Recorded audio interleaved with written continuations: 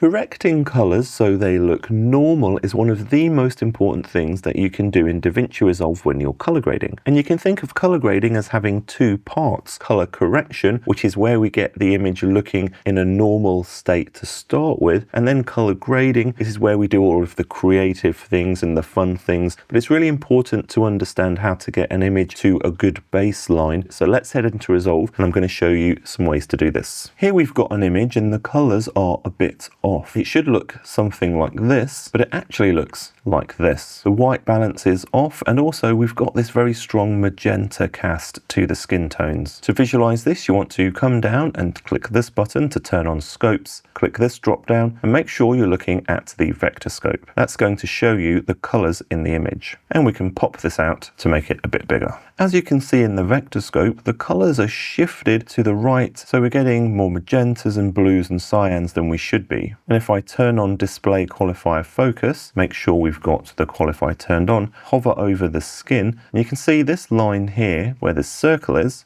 the skin tones in the image. The skin tone should be falling closer to this skin tone line on the scope and not all the way over here. So we've clearly got a problem. Often you might need to do color correction if the white balance was set incorrectly in the camera. That can cause weird colors, especially in skin tones, but sometimes it can be other things like colors out of frame reflecting weird colors onto the skin, and you might not want that. Also, different cameras have slightly different color science and may have slightly different color shifts in certain directions. Like some cameras might be slightly more on the magenta side, so sometimes you also have to correct those smaller things. I'm going to show you a better way of correcting this image in a second, but I just wanted to show you the first thing that maybe a lot of beginners would try, and that's completely fine, and that's to use the temperature and tint controls in this primary color wheels palette. The temperature control, by holding down your left mouse button on the temp and sliding to the left, can make an image cooler. You can see it's getting bluer, and if you give it a positive value by sliding the mouse to the right, the image gets warmer.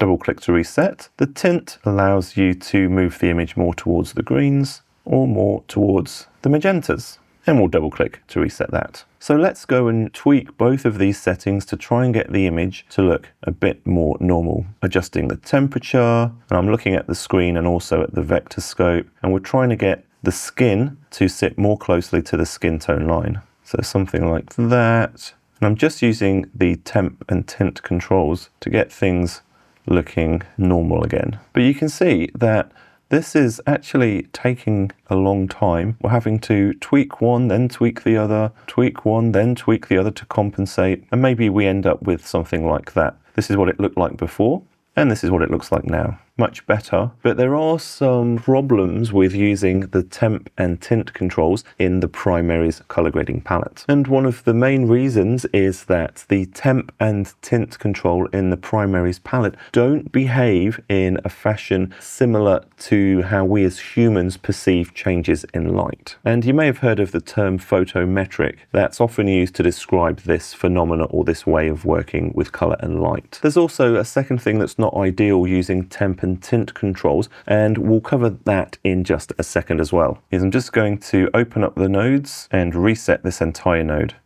So we're back to this terrible looking image. Instead of using the temperature and tint controls in the primaries color grading palette, we're going to switch over to the HDR palette. The HDR palette also has temp and tint controls. The difference is the temperature and tint controls in the HDR palette is photometric, or is designed to be adjusted and work in a way that matches how humans perceive color. That means if you want to use temperature and tint to correct an image, it's better to use the temp and tint controls in the HDR palette. So we'll do a similar thing as we did before. We'll try and get this looking reasonably normal. I'm just doing this very quickly at the minute. You can see this is taking a lot of time because I'm having to switch between the temperature and tint controls. When I make one change, it could mean that I have to tweak the other one. So we could leave it around there for now. This is what it looked like before, and this is what it looks like afterwards with temperature and tint. Even though temp and tint control in the HDR palette is better because it acts in a more photometric way, we're still having to change two controls just to get the one end result that we want. An even quicker way is to stick with the HDR our palette. And I'm just going to reset this whole palette by clicking this button. That's also going to reset the temperature and tint. Instead of having to change two controls, the temperature and tint, we can instead just hold the left mouse button down on this dot in this global wheel and move this dot around to try and correct the colors. Now we're only having to move one thing. We're not having to constantly switch between two separate things to try and correct these colors. So this is the before and this is the after.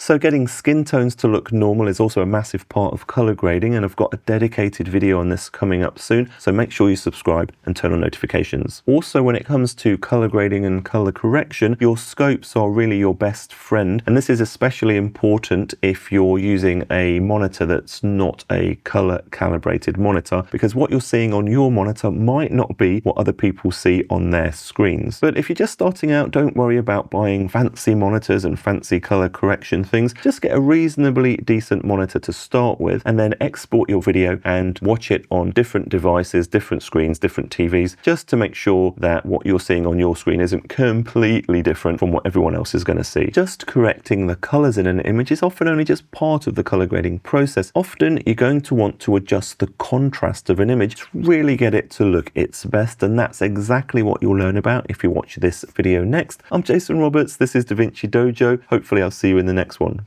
Bye.